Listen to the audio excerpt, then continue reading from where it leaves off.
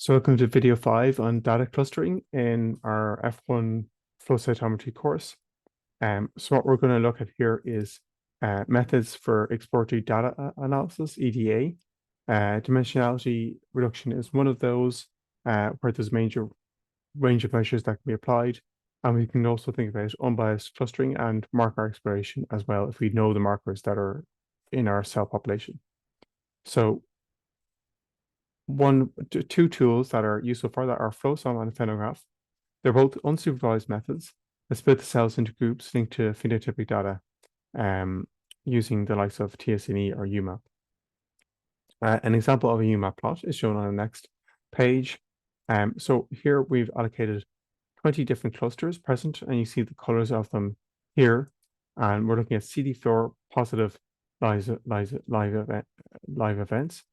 And you see here on the axis we have UMAP dimension 2 and then dimension 1, of course, representing many different dimensions on this 2D plot.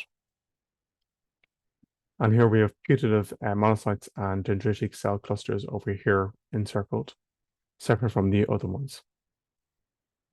So to get this data, what we have to consider then is how we have normalized it, and there's different options there. One option is to do per measurement normalization, where each marker has the same weight, irrespective of how much variation that marker has. Some markers that have more variation potentially have more information present to distinguish between different samples, whereas markers that have no variation will have a poor discriminating power. Another option is to use global normalization. That's where the markers are weighted, so those with smallness signals may not contribute to much, even if they have some biological implication. That's the normalization approaches, and that leads to the next slide, but this is more important. So this shows a heat map of the phenotypic characteristics. We're looking at the normalized median expression values of clusters. So you can see here again are 20 different clusters here, and you see different markers here on this axis and different levels using per measurement scaling, as mentioned before. So you can see they're all varied a lot, and then we have different cell types populations identified here. So they included the likes of classical monocytes, intermediate monocytes, non-classical monocytes as well. And they all have different intensities from blue very low to yellow very high. So an manual assignment of these immune cells are shown here. And these are used then for secondary clustering. So like CD11C, CD12, CD19, the classical monocytes and so on are used for further plotting. An example of this is for CD11C and CD19, where the bars on the right indicate the per measurement normalization range. So it's much lower here for CD19 compared to other options, where you see a separation between this black cell population from this gray one, whereas the two blue ones have a much smaller separation. However, these two blue ones have a clear separation on the CD11C axis compared to the other ones. So what we see here is that the per measurement normalization results in a visually clearer signal. And we see that CD19 that the visual effects illustrates the effect of choice over how far apart these two different clusters are. If we look at the secondary clustering on a per measurement basis or a global measurement basis, so per measurement on the left, global on the right, what we see is that in the CD11C axis, there are no CD19 positive cells present, so they should have none here. In this instance, the per measurement normalized approach actually increases noise, so it's less desirable here because it increases more background intensities. So this can confound our results because it may not be mitigated against by using spreading error or the antibody signals as well. So you can see here that the values for the global scaling are not as extreme, whereas that for the per measurement scaling can be more extreme. Another example of clustering approaches uses TSNE, but that takes on board different seeds. as does UMAP. What's interesting here is that seeds affect the results, and that affects the reproducibility. That we consider seed 1 here, that differs in shape from seed 2, because the pink, blue, and brown populations are quite separate. So the pink, brown, and blue are close here, whereas here the brown and blue ones are separate. And in the C3, with the same data, we see a big separation. So that suggests that these cell populations are not real if they're designed as such. The key message here is that TSNE and UMAP distances are not useful. So a key point for this is that the intercluster distances in a UMAP or a TSNE plots have no meaning. They are representing many different dimensions on 2D plots, and therefore if the points are far away or nearby, that doesn't mean that they're necessarily have similar or very, very different states in the context of the analysis. So TSNE and UMAP are not quantitative in the strict sense. They merge many dimensions together, and that creates issues in terms of our ability to interpret it. And what we'll do in the lab is look at how we can tweak the perplexity factor to create artifactual clusters quite easily. And this links to a wider issue that if we have a few equidistant points that are equally apart, like 3 points, 4 points, like square, 5, 6, and so on points, it's difficult to represent that accurately in X dimensions. So if we have 4 points that are equidistant apart and we're trying to represent them in 3D, it's just non-trivial, and there's no perfect solutions. So if we broaden this out and we think about a big matrix with n samples and f features, we might try to reduce those numbers of features, the many features, to k features representative of key dimensions or principal components or parameters. What we do is get the Euclidean distances between the different samples across these different k or f dimensions. And what we're doing effectively is minimizing the error between the original f space distances relative to the new k dimensional space. So if we think about the main options for this, PCA, MDS multidimensional scaling, TSNE, and UMAP are all supervised methods. All retain the interlabel distances.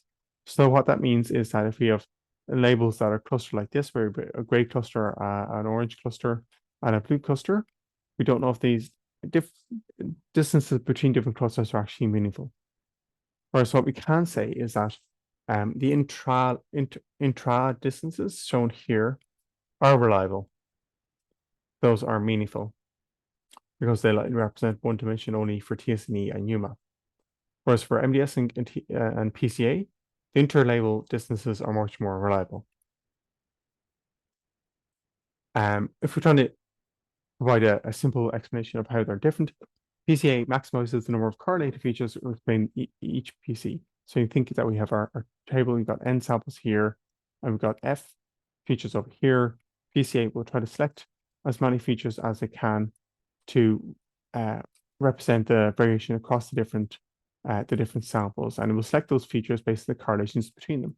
So that will mean it will take some first feature with its values across the n samples and look at these values, and it will say to the second feature, okay, are they similar or not? And if these two features, it's going to get the R-square value between the two features. It takes on board the correlation within each feature and the covariance between them. If they're highly correlated with each other, then they'll be allocated to the same component. If they're not correlated with each other, they'll be on different components. And what we look at is PC1, which is the component with the most, the largest fraction of variation present. And that's plotted first. And that's plotted against PC2, which is the second largest component of variation present. So that's looking at correlated features where you try to bundle together as many features as you can to explain the variation in the data, the whole data set. MDS is different. And that's because MDS will try to keep the same original coordinates across the transform samples, whereas PCA does not. PCA creates a new k-dimensional space. MDS tries to retain the original space. So in certain ecological settings, that's more effective because retaining that original space is important. And what it tries to do is minimize the error between the original distances and the revised distances. So if you think about if you're driving between the Ash Road and Woking and Guildford or whatever, there's the actual bird's view distance, but we've taken board the curvature of the Earth, and also if we're trying to calculate, say, the driving distance, or cycling distance, or walking distance, or whatever you want, or whatever you use, because of undulations in the road surface and the paths or whatever we use to get there, the driving distance, journey distance between those different locations will not be the same as the actual GPS differences. So that means we move an estimate based on our journey paths, differing from the actual geographic coordinates that give us the actual distances. So that's kind of like MDS, that we have an estimate of the true distances, but it's not exactly accurate. TMAP and UMAP are different because they put many dimensions on the same 2D space. And the major issue is that people tend to misinterpret them. They tend to show clusters that really are artifacts that aren't really true. And that's illustrated best by this nice paper where we have clusters and heat maps represented here for 7,000 points sampled from a circle. So you see the data is actually circular here, shown by different colors. So you see all the colors in the rainbow are present here: red, orange, green, blue, indigo, violet. And there's a bit of noise put in there as a function of the radius divided by 1,000 for a very small noise. And see for TSNE, there's initialization with PCA, which is more effective, and then random initialization, which is less effective. So you can see here the random initialization is that the data plot is kind of all over the place here, because we have the distance between, say, the green and the brown here is kind of far away. On this TSNE plot, it doesn't really make sense. You can see here that the kind of bluish color is far away from the orangey brown. Here, some of the blue and the orangey color are kind of close together. For PCA, it's not as bad. You see here that's actually retained the rough original shape, modified, but it's a lot better than this one. And the same for UMAP. UMAP with a random initialization gets it completely wrong. Whereas if you use linear embedding initialization, it's better. And this links to a paper by the Proctor Lab, where they looked at UMAP with 5 or 50 neighbors as a parameter in the analysis for in utero and ex utero data. So you see ex utero here in pink, and then in utero in blue. And if you look at whether you have 5 neighbors as the algorithm parameter or 50 neighbors with a clustering approach, you can see the distribution shapes are quite different for each data set. And then when they look at equivalent points, this population here, when we look at where that appears down here, it doesn't really appear as a cluster at all. And the same down here, if we compare the ex utero in utero data, is that some of the data points are kind of not really present. Some are trained and some are not. So this parameter causes key differences between these two different cell populations, and you see that in the 1, 2, 3 labeling down here, that they change quite a lot in relative to the other populations. And then we looked at another example, this with TSNE, and in the labs, we're going to look at the perplexity factor. So if we change them from 5 to 50, you can see the shape changes here. It's different. And you can see for 4, 5, and 6 that their proximities have changed between the two different plots. If we look at the peaks here, we have one peak here, but that's not really as present in the top one. And same here, we have a strong peak here on one data set that is absent in the other for perplexity 5. And same for perplexity 50, we kind of miss different data sets. So that kind of illustrates that when we're plotting stuff with TSNE and UMAP, that it may actually represent the data in an appropriate manner. So that's something we'll discuss further in the labs. That's the end of this part of the course.